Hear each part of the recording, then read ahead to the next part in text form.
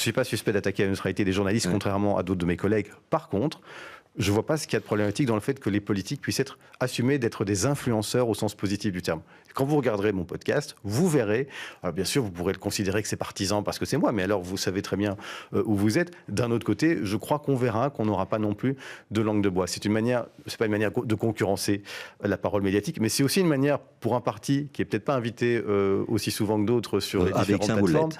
de aussi contribuer au débat public et de s'adresser directement aux citoyens et aux électeurs. Je crois qu'on doit tous devenir des influenceurs au sens positif du terme. Ça s'appelle Les Lumières, votre podcast, la philosophie des Lumières, justement.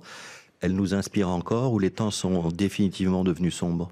Je crois qu'on est dans une période d'obscurité, et donc le choix du mot « les Lumières » a cette double référence, à savoir, il est peut-être temps, c'est aussi la leçon qu'un parti comme Défi doit prendre, de ramener un petit peu plus d'espoir, de ne pas être juste dans la critique systématique de tout ce qui se passe. On a pu nous faire ce reproche parfois à juste titre, et de proposer des pistes d'espoir et de solutions. Et en effet, je trouve que le libéralisme des Lumières nous manque. Il n'est plus porté par les libéraux actuels, historiques, ça se voit. Eux reconnaissent plutôt que c'est la NVA, leur partenaire frère au fédéral. On voit qu'ils sont dans une dérive extrêmement conservatrice.